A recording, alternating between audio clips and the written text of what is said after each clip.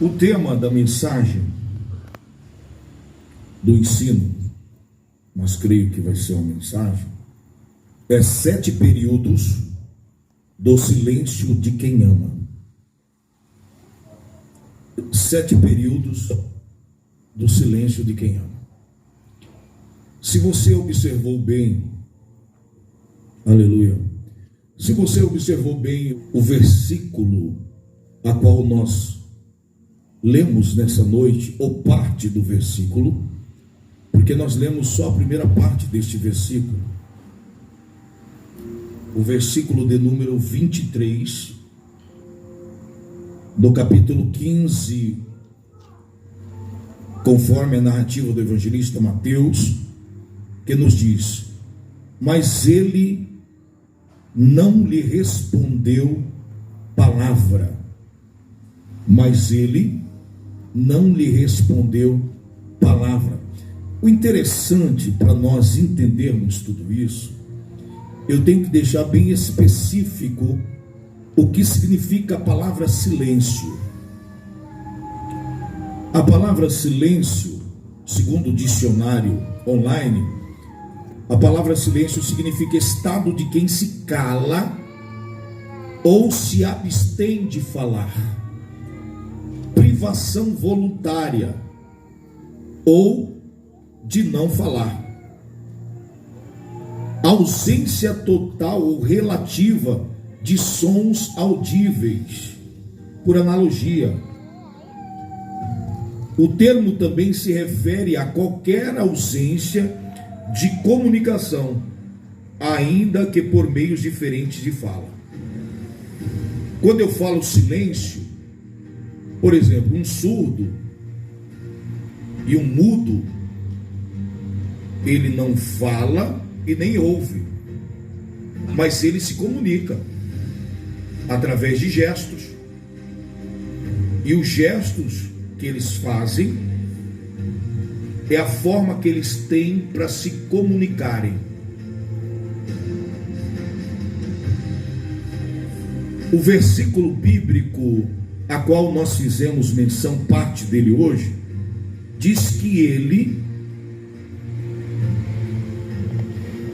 ele não lhe respondeu palavra, ou seja, ele se absteve de falar, ou seja, permaneceu em silêncio. Houve um silêncio. E este versículo, ele está falando acerca de Jesus Cristo, que ele não lhe respondeu palavra. Eu quero que você me entenda, houve um silêncio da parte de Jesus neste texto bíblico. E eu quero falar nessa noite com muita propriedade acerca do silêncio. O silêncio de quem ama. Interessante, eu quero contar algo para os irmãos. Eu tive uma experiência na cidade de Juína. Eu fiquei alojado durante 12 meses na casa de um senhor. Ele é descendente de alemão. O nome dele é Milton. E o seu Milton, ele é um senhor muito simpático, muito amoroso, muito receptivo. E eu tive uma grande lição. Pode mudar para outra. E eu tive uma grande lição através da vida dele, uma experiência com Deus através da vida dele. Quando eu estava na cidade de Juína, eu estava buscando muito a presença do Senhor, para que Deus falasse comigo, porque eu precisava de uma resposta de Deus para a minha vida. Eu precisava que Deus me orientasse acerca daquilo que eu havia ido realizar naquele lugar. Mas Deus, ele não falava comigo. Ele estava em um determinado período em pleno silêncio para comigo. E uma certa tarde, o seu Milton, ele não foi trabalhar e ficou na casa dele. E ali ele sempre, um senhor que gosta de conversar, de dialogar, gosta de estar sempre em comunicação, e ele começou a relatar uma situação a qual ele viveu na casa dele. O seu Milton, ele tem a sua esposa, a dona Diva, e a dona Diva é uma senhora que fala também bastante, e muitas das vezes eles se desentendem, às vezes pelo muito falar, ou de um, ou da parte do muito silêncio do outro. E às vezes eles entram em desacordo. E o seu Milton, quando eu cheguei na cidade de Juína, eu observei que quando esta senhora falava com ele, mesmo à mesa, nós jantando ou almoçando, ela falava com ele, ele não respondia nada para ela. Ele olhava para ela, mas não lhe respondia palavra alguma. E ela sempre falando com ele, gesticulando e falando, indagando, inquirindo, buscando uma resposta dele para com ela, mas ele não falava nada com ela. E eu fiquei observando aquilo e pensava comigo, nossa, como que ela pergunta, fala, e ele não fala nada para ela. A minha vontade era falar, você não está ouvindo o que ela está falando? Você não vai responder o que ela está perguntando? E eu fiquei observando isso no decorrer de um dia para o outro, e a mesma atitude. Quando eu tive uma oportunidade, que estava somente eu e ele, eu perguntei para ele, falei, seu Milton, eu tenho observado uma coisa, que quando a dona Diva, ela conversa com o senhor, ela fala para o senhor não responde nada para ela. O que está acontecendo? Aí ele falou, não, é porque eu ajo dessa forma. Eu falei, mas de que forma? Ele falou assim, quando uma pessoa, ela me maltrata, quando a pessoa, ela age de uma forma comigo, que eu me desagrado, que eu me aborreço, para que eu não venha entristecer ela com as minhas palavras, eu me calo. Mas antes de eu me calar, eu me manifesto. Eu começo a dizer para aquela pessoa que é momento dela parar, dela interromper aquilo que ela está falando, porque está me entristecendo, está me aborrecendo, está me incomodando. Mas ela continua falando, e eu gero tempo determinado para o meu silêncio. Eu fiquei pensando, como funciona isso? Ele falou, funciona da seguinte maneira, de acordo com o peso das suas palavras, eu determino se é minuto ou se é hora. Quando as palavras da pessoa que está sendo direcionada a mim me machucam, eu determino hora. Eu falei, mas eu observei que alguns dias atrás o senhor estava em silêncio com ela, e o senhor permaneceu por horas e horas e horas, de um dia para o outro, o senhor permaneceu em silêncio. Ele falou, sim, quando o senhor chegou aqui, eu estava em um período de 15 horas de silêncio para com ela. Eu não respondo palavra. A forma dele agir é tão intensa, que se ela liga para ele, ele atende ela, ele a ouve, mas ele não responde. Ele espera ela desligar. Se ela começa a falar algo que desagrada, ele tira o telefone de perto e deixa ela falando. E eu falei, eu observei isso, seu Milton. Ele falou, não, eu ajo assim para mim não machucar a pessoa. Aí ele falou isso para mim e disse que ele agia, ele determinava minutos e horas. As horas eram com o peso da palavra que era direcionada contra ele. E ele avisava a pessoa, olha, vou começar a contar o tempo. E a pessoa já sabia que era o tempo do silêncio dele para com ela. E aí ela começava a falar, falou algo muito intenso, desagradável, você falava assim, ó, e falava em alto bom tom, aí passava, ele falava 2, aí ela falava 3, aí falava 4, aí eu ficava vendo aquilo lá, ficava abismado, que negócio que é esse? E eu cheguei de ver ele ficar mais de 18, quase 24 horas em silêncio com a pessoa. Aí um belo dia, ela disse para ele assim, você não sabe o quanto isso é ruim, o quanto isso me machuca, o seu silêncio. Quando alguém fazer o mesmo que você faz comigo, quando alguém fazer o mesmo que você faz comigo, aí você vai sentir na pele. Aí ele se calou. Aí ela saiu e foi para o quarto. Quando ele foi para o quarto, ele começou a falar. E quando ele começou a falar, Deus falou comigo. Porque aí ele foi lá no profundo. Ele falou assim, as pessoas não entendem. Lá ele me chama de Gilberto. As pessoas não me entendem, Gilberto. Falo, na igreja chama você de pastor Gilberto, mas aqui é Gilberto. Isso aqui é. Falo, não, isso está certo. As pessoas não entendem, Gilberto, como que isso é. As pessoas acreditam que o silêncio, a pessoa acredita que o meu silêncio para com ela dói mais nela. Mas ela deixa de entender que a maior dor não é daquele que recebe o silêncio de alguém, mas daquele que silencia para com a pessoa.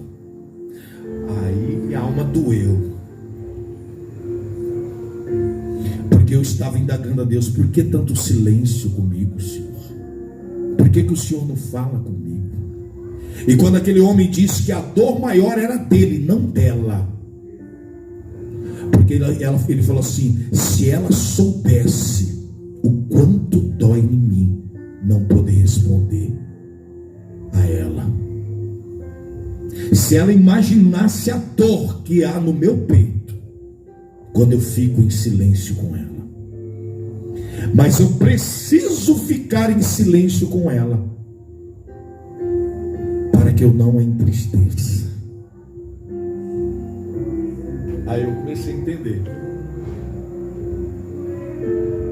Aí Deus na mesma hora bradou no meu coração. Deus falou assim, você está me entendendo, meu filho? Que o meu silêncio para com você gera menos dor em você do que em mim. Aí minha alma apertou. Eu falei, nossa Deus, que coisa profunda. E aí eu escrevi esse ensino, que traz os 7 períodos do ensino, os 7 períodos do silêncio de quem ama. Interessante que para nós falarmos desse silêncio, dessa ausência de palavras, eu quero falar primeiro de um homem que a Bíblia nos traz um testemunho de Deus acerca da vida dele. Quando eu falo de 7 períodos, eu tenho que ir no primeiro período do silêncio de Deus. Se alguém não sabe aqui, mas o livro mais velho, o mais antigo, o pergaminho mais antigo da Bíblia Sagrada, segundo estudiosos eruditos, é o livro do patriarca Jó. E quando eu falo deste livro e observo a vida deste homem, que a Bíblia traz-nos a referência, a qual o próprio Deus dera testemunho acerca dele, no capítulo 1 de Jó, você pode abrir a sua Bíblia e acompanhar. A Bíblia nos diz que este homem, ele era íntegro, reto e temente a Deus, e ainda se desviava do mal. Um homem a qual o próprio Deus dera testemunho acerca da sua vida. Um homem a qual o próprio Deus e não falou acerca dele para qualquer um, não. A Bíblia nos diz que certa feita os filhos de Deus foram diante do Senhor, e Satanás também se apresentou junto. E quando Deus vê a presença de Satanás, Deus pergunta para ele: Satanás, de onde você vem? Ele fala de rodear e passear sobre a terra. Interessante nós sabermos que o ato de Satanás dizer que ele vinha de rodear e de passear sobre a terra é um ato de demonstração de comportamento a qual uma pessoa que tinha domínio sobre algo tinha costume de fazer. Podemos observar em 1 e 2 Samuel, capítulo de número 11, quando a Bíblia nos fala que o rei Davi, ele deixou de ir para uma peleja, enviou um dos seus generais, e Davi ficou em seu palácio. E Davi, quando fica no seu palácio, ele sai a passear sobre a varanda do seu palácio, porque Davi, ele era um rei, ele tinha domínio sobre todo o território de Israel. Então a atitude de passear era uma atitude de um governante que estava observando o seu reino. E não é diferente a atitude a qual Satanás teve, também diferente da que Deus teve em Gênesis capítulo de número 3, quando a Bíblia nos diz que Deus, todos os dias, na viração do dia, ele ia no jardim, ele descia e passeava pelo jardim. E quando Deus passeava pelo jardim, era para se comunicar com o homem. E a Bíblia nos diz que quando Deus então passeava ali, é antes do ato de Satanás usurpar o reino de Deus. Quando Satanás então envolve Eva com uma conversa, com um diálogo, até mesmo porque eu nem falei isso, mas é necessário falar. Deus, quando faz o homem do pó da terra, Deus faz o homem para que o homem exercesse para com ele um ofício a qual o homem teria de realizar todos os dias. Digo ofício porque era algo rotineiro, algo que Deus, ele gostaria que o homem desenvolvesse para com ele, que era o ato de diálogo, o ato de uma conversa intensa para com o Pai, para com o Criador.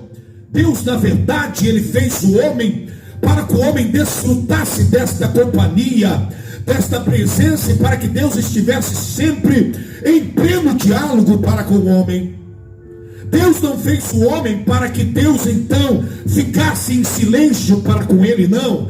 Deus, ele fez o homem para que houvesse sempre um pleno diálogo do homem para com a pessoa de Deus. Deus, ele quer que nós tenhamos sempre um contato com ele diferenciado. Deus, ele ama ouvir a nossa voz. Deus, ele ama ouvir o nosso clamor. Por isso que Deus diz para o profeta Jeremias, em Jeremias capítulo 33:3, clama a mim e responder-te-ei. Deus está falando, fala comigo através de gritos, de clamor, de pranto, porque eu vou responder a tua oração, Jeremias. Aleluia, glória a Deus. Clama a mim que eu posso te responder. Eu sou o Deus do diálogo. Eu sou o Deus que ama boa conversa. Eu sou o Deus que amo responder aquele que fala comigo, aquele que clama a mim, aquele que busca a minha face. E quando nós observamos isso, irmãos, e observamos então agora Deus travando um diálogo com Satanás e informando aquele, vamos dizer assim, aquele governante daquela terra. Meu Deus, porque Satanás até então estava governando a terra, porque ele havia usurpado o reino de Deus. Agora ele estava rodeando, passeando sobre a terra, olhando o seu reinado, desfrutando do poderio que ele tinha sobre a terra. E a Bíblia agora nos diz que ele, neste ato, neste momento a qual ele estava vivendo, Deus diz para ele: olha, Satanás, eu quero te informar uma coisa. Você tem observado meu servo Jó, homem temente, homem obediente, homem que se desvia do mal. Agora eu quero que os irmãos imaginem Deus então dando testemunho de alguém com tanta propriedade, com tanta veracidade, porque o nosso Deus é o Deus da verdade. Agora Deus fala acerca de Jó para Satanás, e Satanás, quando ouve Deus dando testemunho dele, Satanás se incomoda, de tal forma que Satanás ele diz: olha, por um acaso Jó ele te serve debalde, ou seja, inutilmente? Ele está te servindo desse jeito? É porque na verdade o Senhor tem abençoado ele, o gado dele tem aumentado, a riqueza dele tem aumentado, o Senhor protege ele de tudo. Agora toca no que ele tem, para o Senhor ver se logo logo ele não vai te amaldiçoar, se logo logo ele não vai deixar de te adorar. A Bíblia diz que naquele dia Deus autorizou Satanás a tocar naquilo que Jó tinha. E o interessante, irmãos, é que Satanás na mesma hora sai da presença de Deus e vai de encontro a Jó. Interessante que Jó no seu livro, ele descreve que quando ele falava com Deus, Deus o respondia. Deus se comunicava com ele, Deus falava com ele, Deus travava diálogos com Jó. Jó ele era um homem tão obediente a Deus que ele temia pelos seus filhos. Quando seus filhos faziam um banquete em suas casas, para se alegrarem, beberem e comerem, Jó, quando encerrava o período dos banquetes, Jó se levantava de madrugada e oferecia sacrifícios e holocaustos a Deus, temendo que se os seus filhos haviam proferido palavra de blasfêmias contra Deus em seu coração, ou seja, em seus pensamentos, Jó se preocupava em mínimos detalhes. Agora eu vejo Deus então permitindo Satanás tocar naquilo que Jó tinha, sem Jó ter noção do que haveria de vir contra a vida dele e o porquê aquilo tudo estaria acontecendo. A Bíblia diz que agora Satanás vai de encontro àquilo que Jó tinha. E quando Satanás vai de encontro àquilo que Jó tinha, Jó primeiramente ele toca naquilo que aos olhos não só de Jó, mas de todas as pessoas, era aquilo que demonstrava a bênção de Deus sobre a vida dele. O seu gado, as suas jumentas. A Bíblia diz que os sabeus foram contra elas e roubaram aquilo que ele tinha, ainda mataram todos os seus funcionários. Logo depois disso, que Jó é informado acerca disso, chega um outro homem em forma, que também havia, a Bíblia diz, conforme a minha tradução da minha Bíblia, diz que caiu fogo de Deus do céu e queimou todas as suas ovelhas e os moços que cuidavam das suas ovelhas. Eu quero que você me entenda, Jó recebendo essas informações, como que ele absorvia essas informações. Alguém chega: ei Jó, caiu fogo de Deus do céu e matou todas as suas ovelhas e os seus homens, os seus funcionários que cuidavam delas.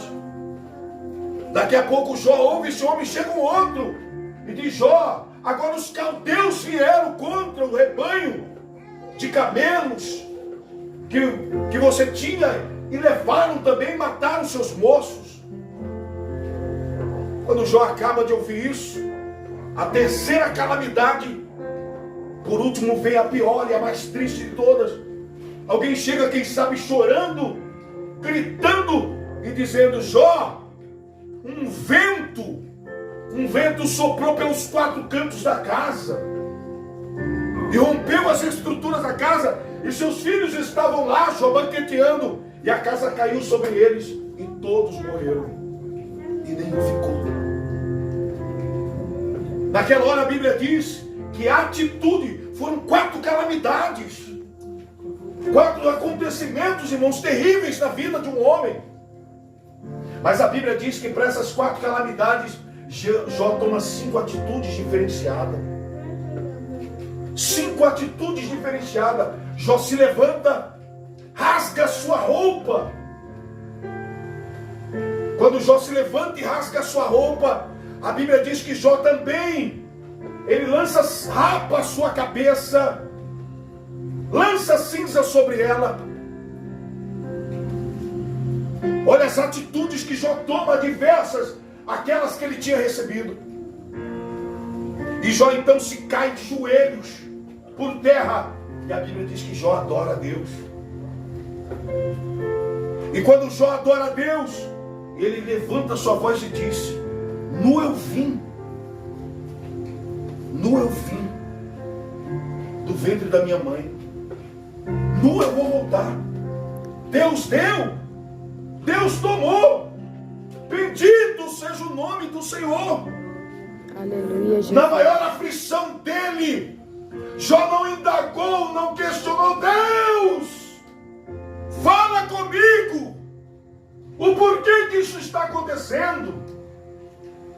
Qual o motivo de tanta dor, tanta perca em um único dia? Qual o motivo de tudo isso? Mas ele permaneceu em adoração, e a Bíblia diz que em nenhuma palavra Jó pecou, transgrediu ao Senhor. Ele permaneceu integramente diante do Senhor. A Bíblia diz agora que no outro dia os filhos de Deus vieram novamente diante de Deus e Satanás veio. E Deus observou de novo e disse: você tem visto meu servo Jó? Você tem observado ele, Satanás? Que na dor, no sofrimento, na perda, ele se permanece íntegro diante de mim. Aleluia, Jesus. Continua irrepreensível. Está lá, mas ele continua na minha presença. Em nada ele me transgrediu, e ele permanece na minha presença. Satanás, quem sabe, olha para Deus e fala: pele por pele, e quero ver se o homem que ama a sua vida não vai blasfemar contra o Senhor. Deixa eu tocar na carne dele, você vai ver ele te amaldiçoar. Certa feita, irmãos, eu fui em uma casa fazer uma visita, e era uma irmã da Assembleia de Deus. Eu congregava na Assembleia de Deus na época, foi eu e outro diácono, e essa irmã, ela estava contraída de câncer. Eu acho que eu já contei para os irmãos, mas eu senti de contar de novo. E quando eu cheguei na casa da mulher, ela estava com lenço na cabeça. Eu acho que a careca dela está mais lisa que a minha, um lencinho na cabeça, enroladinho, e começou a conversar conosco, uma alegria que eu fiquei me questionando: como que uma pessoa que está com câncer não tem um cabelo na cabeça? Que alegria é essa? Da onde veio esta alegria? E aquela mulher alegre, cheia de prazer, parecia que estava cheia de vida. E ela começou, nós fomos visitar ela, consolar ela, e ela que estava nos consolando, trazendo uma palavra para os nossos corações, algo que edificava as nossas vidas. E de repente ela falou assim: eu sei o porquê que eu estou assim. Porque muitas das vezes Deus falou: faz. Eu falei: Senhor, deixa eu cuidar disso primeiro. Deus falava: faz isso. Eu falei: não, Senhor, deixa eu fazer isso primeiro. E ela interrompia aquilo que Deus queria que ela fizesse, e deixava Deus de lado em silêncio. Ela se calava para com Deus, para fazer aquilo que ela achava que era necessário. E um belo dia Deus bradou e falou com ela. E ela falou assim: eu sei que eu não tenho mais oportunidade. Deus falou para mim que Ele não iria mais me dar oportunidade, que Ele já me deu a última oportunidade. E eu sei que daqui, irmãos, eu vou me encontrar com meu Deus. E eu fiquei pensando assim: meu Deus, como que pode? Só que ela reconheceu que a falha foi dela. Porque quando Deus precisava dela ser mais íntima dele, ela se afastou dele porque ela queria o silêncio de Deus para com ela. Ela não queria que Deus a incomodasse, porque ela queria fazer aquilo que ela tinha necessidade de fazer, que ela achava que era necessário ela fazer. E quando eu vejo isso, eu vejo a nação de Israel, pastor Cícero, diante do Monte Sinai. Deus então convoca a nação de Israel, porque Deus queria falar com o povo. Deus ama falar com o povo, e Deus queria falar com o povo com muita propriedade. Deus pede para Moisés: reúne o povo, santifica o povo, passa limites sobre o monte. Mas eu vou falar com o povo, eu quero falar com o povo. E a Bíblia diz que quando Deus começa a falar com o povo em alta voz, bradando, a Bíblia diz que então ali o povo sentiu tanto medo, tanto pânico, que o povo disse para Moisés: fale Deus com você, e você fale conosco.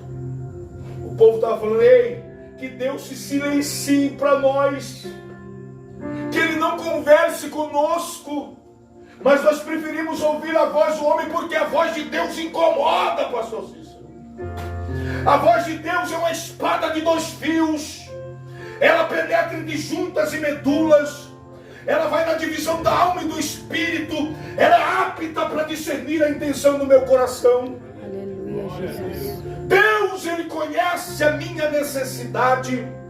Deus, Ele conhece o sentimento que está obscuro, escondido dentro do meu ser. Deus, Ele conhece. E a Bíblia diz que então, ali Jó, ali no silêncio de Deus para com ele, Satanás então pede para tocar na sua carne. Deus permite. Deus, Ele permitiu Satanás tocar na carne de Jó. O primeiro período do silêncio de quem ama, o primeiro período do silêncio de quem ama, pastor Cícero, é o período mais difícil, porque é o período que você não compreende o porquê você está passando por aquilo, porque que aquilo tudo está acontecendo com você, porque Deus não vai falar com você, porque existe um tempo determinado para este silêncio. Ele determinou o silêncio na vida de Jó. E aquele sofrimento de Jó era intenso, porque Jó sabia que ele era justo. Jó sabia que ele não estava em pecado. Mas Deus decidiu permitir tudo aquilo na vida dele. Agora eu fico imaginando o pastor Cícero, quando Jó então está com a sua carne em estado de putrefação. A Bíblia diz no capítulo de número 7 do livro de Jó, se eu não me engano, que havia bichos sobre a pele dele. Ele fala: bichos da minha carne. Além de bichos da minha carne está cheia de casca, de feridas. Jó, ele falava, pastor, que ele não sentia prazer em alimento, ele não sentia gosto da comida. Tamanha era a dor daquele homem. Agora eu quero que você me entenda nesta noite, que aquela dor toda que Jó sentia, eu quero que você imagine o Deus Todo-Poderoso que testemunhou acerca da vida daquele homem, tendo que permanecer em silêncio. A dor que Deus sentia em não poder falar nada, em consolar, em dizer: tu és meu amigo, Jó, aguenta mais um pouquinho, que eu vou te dar vitória. Às vezes nós não sabemos porque Deus está nos provando, porque Ele está em um estado de silêncio. Às vezes Deus conhece o teu coração, a integridade do teu coração, sabe o quanto você precisa, mas Ele tem te provado. Ele tem deixado você passar por situações adversas, e você não entende porque Deus nunca mais falou comigo, ou porque Deus não rompe este silêncio. Mas eu quero te dizer que este silêncio é necessário, porque há pessoas que Deus testemunhou acerca de você, e Deus está te provando e provando o teu coração. Glória a Deus. Para que vidas venham ser edificadas. nós temos que entender o teor de determinados sofrimentos, o porquê Deus permite certos sofrimentos dentro do nosso ser. Jó era temente, Jó respeitava Deus profundamente. Quando se fala nesse respeito profundo, eu me lembro da mensagem que nós ensinamos acerca de reverência, o respeito profundo por Deus, que é advindo do amor. Jó amava Deus. Jó tinha um sentimento verdadeiro por Deus. Mas é duro, irmãos, as pessoas não entenderem o motivo que nós estamos vivendo algo. A Bíblia diz que 3 amigos de Jó, ele faz Bildade, e o outro, qual é o nome do outro? Zofar, ele faz. Esses 3 amigos de Jó, a Bíblia nos diz que eles foram encontrar com Jó. Quando eles observam, eles não reconhecem Jó, pastor Cícero. O homem estava deformado, definhando em meio à doença, definhando em meio àquela enfermidade.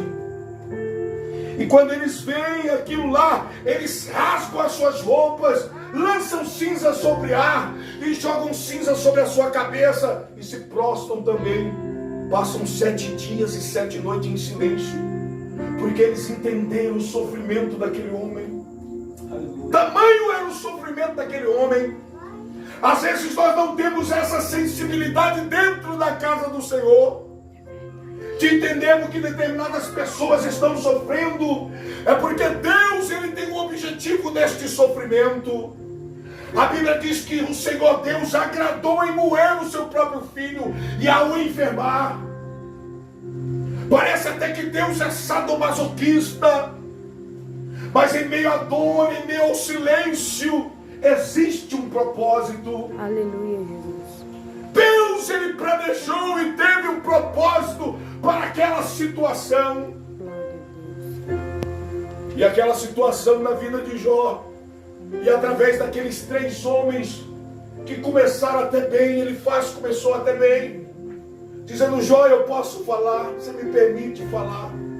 Ele fala: Jó, você aconselhou muitas pessoas, pessoas caíram e você ajudou a levantar, e agora você não está entendendo a sua aprovação. Quem sabe nós estávamos assim, ajudamos pessoas, aconselhamos pessoas, pessoas foram levantadas, caminharam, receberam de nós uma palavra de Deus e estão caminhando até hoje. E quem sabe nós estamos decaídos, em meio ao sofrimento, em meio ao desânimo, em meio à situação que nós olhamos de um lado para outro e não vemos esperança, só vemos dor e sofrimento, só dor e sofrimento. Mas a Bíblia diz que aqueles homens julgaram Jó, viram o pecado que não existia na vida dele, maltrataram ele com as suas palavras, julgaram intensamente ele, não observaram a dor dele, a angústia dele. Jó, ele chegou ao ponto de amaldiçoar o dia do seu nascimento. Maldito o dia que eu fui gerado, maldito o dia que a minha mãe me deu luz. Ele amaldiçoou o próprio dia da sua existência. Tamanho era o sofrimento dele. Interessante que durante 38 capítulos Deus não fala com Jó. Segundo estudiosos, foi quase um período, ou mais de um período de 1 ano de sofrimento de Jó, para que Deus viesse a falar com ele. Quando Deus fala com Jó, pastor, Deus indaga Jó, Deus questiona Jó, Deus pergunta para ele, Deus traz à tona um questionamento. Deus pergunta para Jó. As suas palavras só mostram a sua ignorância. Quem é você para pôr em dúvida a minha sabedoria? Deus faz esse questionamento para Jó. Quem é você, rapaz? Quem é você para falar o que você está falando? Porque agora você começou a falar, a amaldiçoar e a questionar aquilo que eu estou fazendo.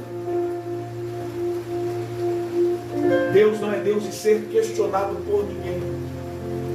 O silêncio dele tem um propósito. Você não precisa se preocupar com o silêncio de Deus. Porque no silêncio dele, ele sofre mais do que você. Por quê, pastor? Porque a Bíblia aqui diz que Deus amou o mundo de tal maneira, pastor. De tal maneira que deu o seu único filho, para que todo aquele que nele crê não pereça, mas tenha vida eterna. Glória a Deus. Amém. Jesus disse: eu não vos chamo mais de servos, mas de meus amigos. Jesus disse assim: tudo, se as minhas palavras estiverem em vós, e vós estiverdes em mim, tudo o que pedires ao meu Pai, Ele vos concederá. Glória a Deus. Vocês têm liberdade de diálogo com meu Pai. Vocês podem conversar com meu Pai. Aleluia. Mas o silêncio, ele faz com que nós às vezes nos percamos. Porque o silêncio para nós é algo que só dói em nós. Como aquele homem disse: se ela soubesse o quanto dói em mim o meu silêncio para com ela, ela não falava isso. Porque dói mais em mim quando ela fala e eu não respondo. Aí Deus bradou em meu coração e falou: se o homem é assim, quanto mais eu, que sou teu Pai, manter o meu silêncio para contigo, dói mais em mim. Às vezes você está aí nessa situação e questionando a Deus acerca do silêncio dele para com você. E Deus está te dizendo hoje, em alto e bom tom, que esse período de provação, que esse período desse silêncio de Deus para com a sua vida, esse momento que Deus está exercendo esse silêncio sobre você, é o momento que Deus está sofrendo mais do que você. A Bíblia diz que Jesus, ele tinha um sentimento de compaixão, pastor Cícero. O sentimento de compaixão é o sentimento de sentir aquilo que o meu semelhante está sentindo, de sentir na própria carne a dor do meu semelhante. Quando um leproso chegava de Jesus e falava: Senhor, se o Senhor quiser, eu posso me tornar limpo. Jesus não pensava duas vezes, falava: eu quero, porque a dor do leproso estava sobre ele, pastor Cícero.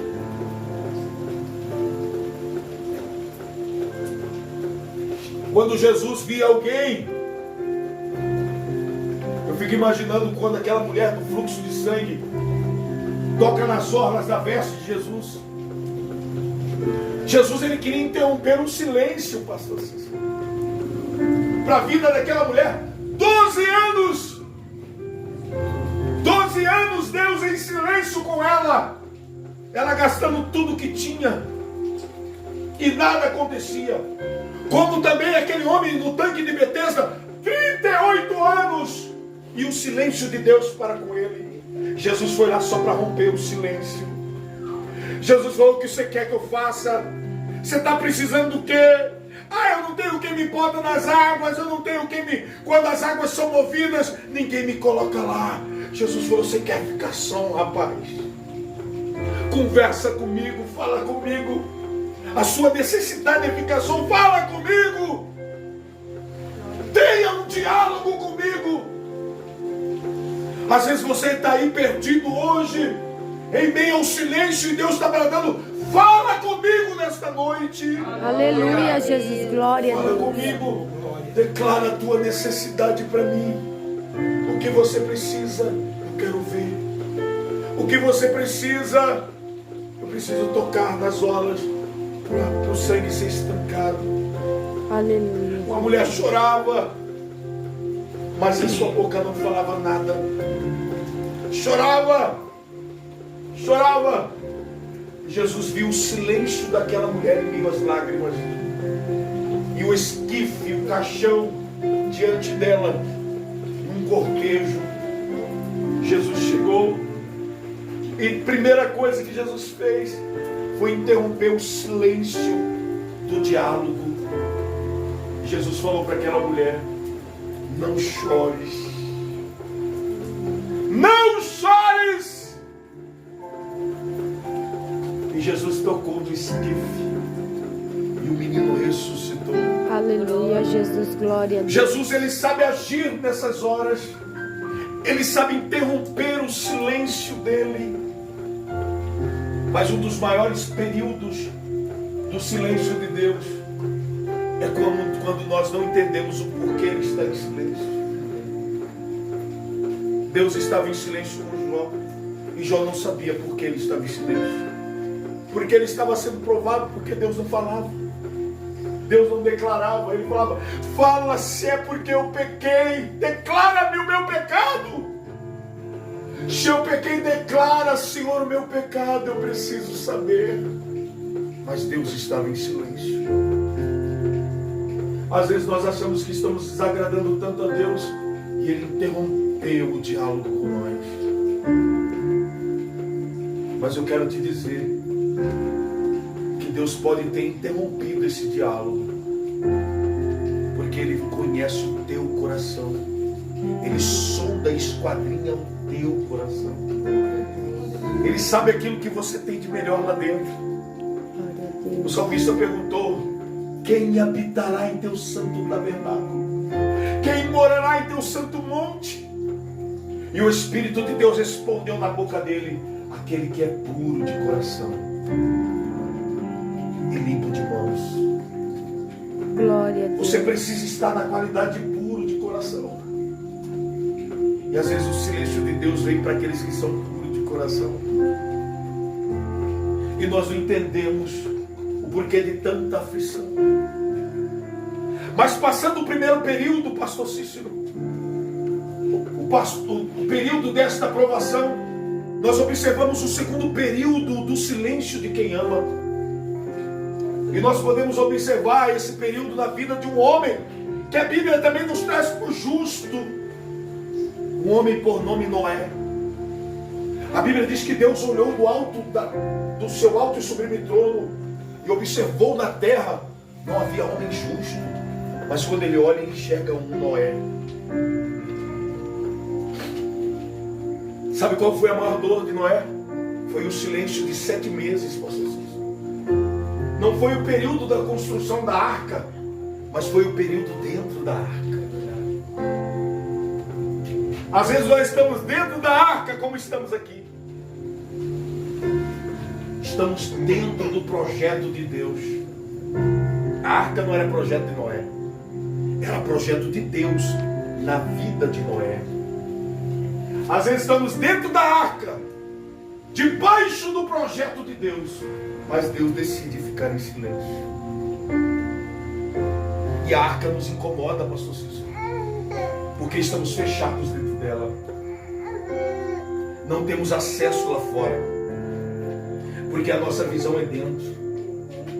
Você está dizendo, pastor? Às vezes você está dentro da igreja, com a visão da igreja. Você não tem visão para o mundo. Você não está observando as coisas do mundo. Sua visão está dentro da casa do Senhor. O seu cuidado está dentro da casa do Senhor. Mas Deus está em silêncio. Você não consegue entender por que tamanho silêncio. Senhor, eu estou debaixo do teu projeto. Estou debaixo do teu projeto. E eu não entendo por que tanto silêncio. Foi o Senhor que mandou eu fazer assim. Foi o Senhor que mandou eu agir assim. Foi o Senhor que mandou eu permanecer assim. Eu fiz tudo do jeito que o Senhor mandou. Tudo do jeito que o Senhor mandou. Mas o Senhor está em silêncio. Ele está em pleno silêncio. E aí quando nós observamos, fica ali, minha querida, vem pra cá. E quando nós observamos isso, fica mais ali, que ali a gente está chovendo todo lá. A senhora não vai ficar com a neném.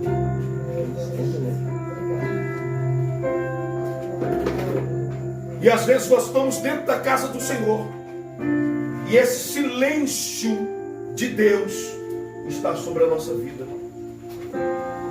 Fazemos tudo. Estamos como o filho mais velho do pai do filho pródigo, na casa do pai, na arca, na casa do pai, obediente aos seus mandamentos, aos seus estatutos. Mas o pai está em silêncio. O pai não fala com você. E você não entende. E você se questiona. Eu fiz tudo do jeito que o Senhor mandou. Eu agi da maneira que o Senhor quis que eu agisse. Estou debaixo do teu projeto. Estou debaixo das tuas ordenanças. Estou dentro da arca. E o Senhor está em silêncio. Porque o silêncio de Deus nos incomoda, irmãos. O silêncio de Deus tira a nossa paz.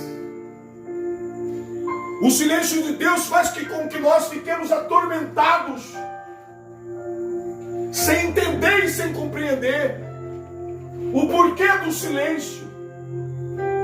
Será que é eu que estou fazendo algo errado? O silêncio de Deus faz você pensar em 1000 coisas ao mesmo tempo. Agora você imagina você dentro da arca, com toda a sua família, com toda a sua casa, e Deus em silêncio. Eu quero que você analise comigo Atos capítulo 10.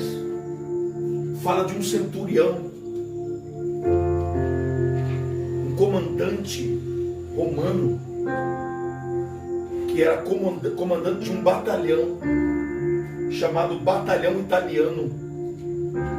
E esse comandante, a Bíblia diz que ele era muito religioso, um homem que temia a Deus. Cornélio, ele temia a Deus. Ele era um homem generoso, que ajudava os pobres e amava os judeus. E a Bíblia diz que certa feita um anjo do Senhor apareceu a Cornélio e disse para Cornélio que ele enviasse alguém até Jope e procurasse um homem por nome Simão Pedro, que estava na casa de Simão Curtidor, para que ele viesse até Cornélio. Mas a Bíblia diz que o anjo, quando encontra com Cornélio, o anjo diz que Deus estava observando ele. Vou até ler para os irmãos entenderem. A Bíblia diz que o próprio Deus, a Bíblia diz assim: e ele ficou olhando para o anjo e com muito medo perguntou: o que é, Senhor? E o anjo respondeu: Deus aceitou as tuas orações e a ajuda que você tem dado aos pobres, e ele não esqueceu você. O anjo dizendo que Deus não havia esquecido. Como que eu não esqueço alguém que eu não tenho diálogo com ele, pastor Cícero? Para mim não esquecer alguém, eu tenho que conhecê-lo. Ele tem que ser conhecido meu. Deus trouxe você nessa noite, meu irmão, minha irmã, que aqui está, para este culto, e nós estamos dessa forma, é porque Deus, Ele tem ouvido a tua oração, e Ele sabe aquilo que você produz de bom. Tem pessoas que estão sendo beneficiados pela vida, pela sua vida, e Deus não se esqueceu de você. Deus, Ele conhece você no íntimo. Ele nunca esqueceu de você. A Bíblia diz que Deus, Ele deu uma visão para Pedro, por amor a Cornélio e a sua casa. Eu fico imaginando Deus hoje, pastor Cícero, tirar um ensino do meu coração e colocar uma mensagem por amor a alguém. Porque Ele queria falar com alguém, porque Ele não esqueceu alguém. Ele queria ser específico com a pessoa, para dizer, do jeito que Deus falou com Cornélio, era como se Deus falasse com as igrejas: eu sei as tuas obras, o bem que você faz, Cornélio. Por mais que você não está diretamente na minha presença. Como diretamente na minha presença? Você não teve um encontro com a verdade, que é a minha palavra. Às vezes nós estamos assim, nós estamos distanciados da palavra. Mas Deus, Ele sabe, Ele conhece o nosso coração, o nosso íntimo. E Deus, através do conhecer o nosso íntimo, Ele não se esquece de nós. Por causa do nosso coração. Daquilo que Deus, Ele providenciou para nós, através do sentimento puro que nós temos para com Ele. Tem sentimentos dentro de nós que nós buscamos largar deles, mas são advindos de Deus. Eles estão enraizados em nós. Mas que eu falo assim, eu não quero mais, eu não vou fazer mais, eu não vou seguir mais, eu não consigo. Porque tem algo que está enraizado dentro de mim. E Deus deu uma visão para Cornélio, para Pedro. Deu uma visão para Pedro, para que Pedro entendesse que aquilo que Deus purificou, o homem não pode tomar por imundo. Deus deu uma visão para Pedro de um grande lençol que descia fechado do céu, e quando abria-se diante dele, ali tinha vários tipos de animais, quadrúpedes, animais rastejantes sobre a terra, aves do céu. E Deus falou assim, porque Pedro estava com fome, Deus falou, mata e come. Pedro falou, não, Senhor, não, eu não como nada que é imundo, eu não desobedeço a lei, eu sou judeu, eu sou crente, eu não desobedeço. Deus falou para ele assim, rapaz, não tome por impuro aquilo que eu purifiquei. Às vezes nós tomamos como impuro aos olhos de muitos, mas Deus nos purificou. Glória a Deus, aleluia. Glória a Deus. Às vezes nos olhos de muitos, eles nos têm por impuros, por profanos, por homens e mulheres que não merecem o amor de Deus. Mas Deus nos chamou. Ele que se lembra de nós. Eu fico observando, meu Deus, Deus interrompeu o ensino hoje para me dar uma mensagem do céu para alguém. Para dizer, ei, Deus não esqueceu de você. Glória a Deus. Por mais que dizem que você é impuro, por mais que dizem que você está no erro, Deus não se esqueceu. Glória a Deus, aleluia. Porque aquilo que Deus purificou, o homem não pode tomar por impuro. Glória a Deus. Eu fico imaginando Noé dentro daquele barco, pastor Cícero, cheios de impurezas, fezes de animais para tudo quanto é lado, mau cheiro, mau odor, tudo tinha lá dentro, pastor, incomodava. E ele louco para sair e respirar um ar puro. Eu preciso respirar, eu preciso sentir a presença de Deus, eu preciso que Ele fale comigo. Mas às vezes a arca parece que é a nossa prisão. Às vezes a arca parece que é a prisão que Deus fez para conosco. O apóstolo Paulo disse que ele era prisioneiro de Cristo. Paulo sabia o que era uma prisão literal e espiritual. Paulo sabia. Mas Paulo reconheceu que aquela prisão levou ele a uma fase mais alta, ao reconhecimento que não vivo mais eu, mas Cristo vive em mim. Deus, Ele quer nos mostrar que nós, na verdade, precisamos entender que os silêncios promovidos por Deus dentro da arca é necessário por causa do projeto que nós estamos realizando para com Ele. E o silêncio dentro da arca, pastor Cícero, nos impede de amaldiçoar alguém, nos impede de levarmos a maldição para a vida. Porque quando Noé saiu da arca, enquanto Noé estava na arca, a arca é lugar de comunhão, pastor Cícero, a arca é lugar de união, de unidade. Mas quando Noé sai da arca, ele amaldiçoa o seu filho. Desejou tanto Deus falar com ele. E quando saiu do projeto. Mas enquanto ele estava na arca, o projeto era vivo diante da vida dele. Há projetos que nós devemos entender. Que Deus ele trabalha de formas que nós não vamos ficar atento às vezes para nós. É por causa disso que Deus está em silêncio. Às vezes nós vamos ficar pedindo para sair, eu preciso tomar um ar. E o projeto de Deus é naquele espaço, é naquele território espiritual que você está. É em meio às vezes o mau odor, é em meio às vezes as pessoas que te desagradam.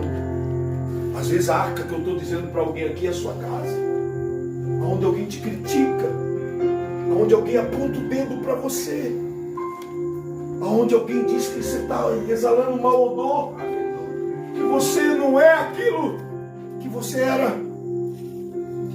Mas eu quero te dizer nessa noite, você está dentro do projeto de Deus. Deus não tirou a mão de sobre você. Deus não tirou a mão de sobre você. Não tirou. Deus ele quer realizar o projeto da tua vida. Não vai dar de falar sobre todos, eu quero falar sobre o último sofrimento, o último silêncio. A Bíblia diz que lá em Mateus capítulo 28, Jesus estava pregado no madeiro. E Jesus ele brada, Eli, Eli, lama sabachthani, Deus meu, por que me desamparaste? O sofrimento mais dolorido que existiu sobre a face da terra, o último período do silêncio de quem ama. O silêncio de Deus para com o seu próprio filho, por amor a mim e a você. O silêncio mais dolorido de toda a eternidade foi o silêncio que Deus deu para o seu próprio filho, por amor ao projeto que Ele tem na minha e na sua vida. Deus se silenciou para com o seu filho, o qual eles tinham um intenso diálogo, até na criação do homem. Façamos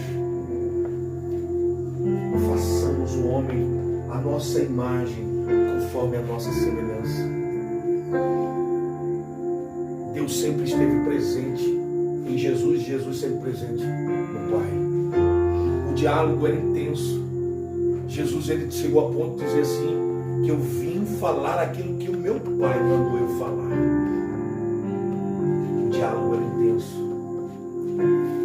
A maior dor de Jesus no Getsemane foi porque ele sabia que o silêncio ia chegar.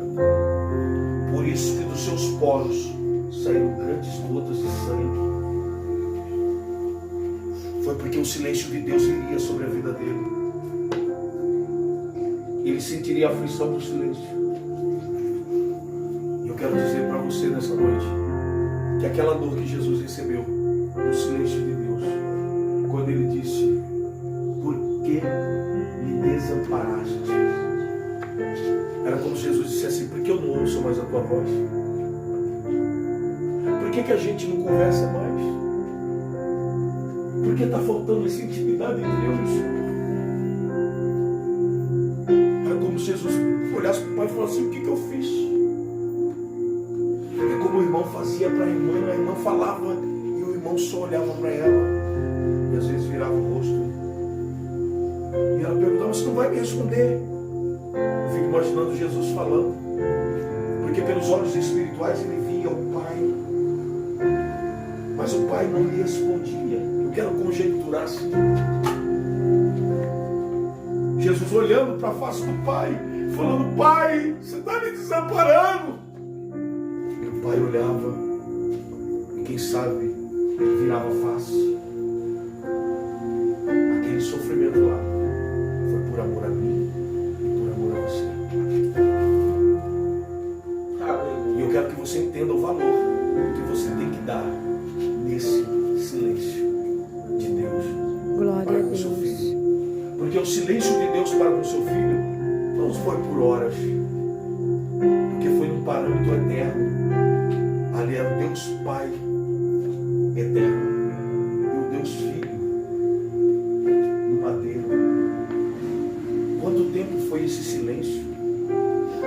diz que um dia para Deus é como 1000 anos. E 1000 anos para Deus é como um dia. Quanto tempo foi o silêncio de Deus para com o Senhor Jesus? Quanto tempo foi a sua existência, a minha? Eu quero que você analise tudo isso hoje e saiba que o silêncio de quem ama dói mais nele do que em você. Se Deus está em silêncio, a dor maior é dele, não é nossa. Glória a Deus. A dor maior é do Senhor. E que nós possamos entender que o silêncio de Deus, ele traz benefícios eternos para a minha e para a sua vida. E Deus te trouxe aqui hoje, para romper o silêncio com você. Deus te trouxe aqui hoje porque Ele conhece a angústia do teu coração. Deus, Ele mudou todo o contexto hoje por amor a ti, para te dizer: eu não esqueci de ti. Glória a Deus. Aleluia, Nunca Jesus. me esqueci de ti. Mudei todo o contexto por amor a ti hoje, para te mostrar o quanto eu te amo, assim diz o Senhor.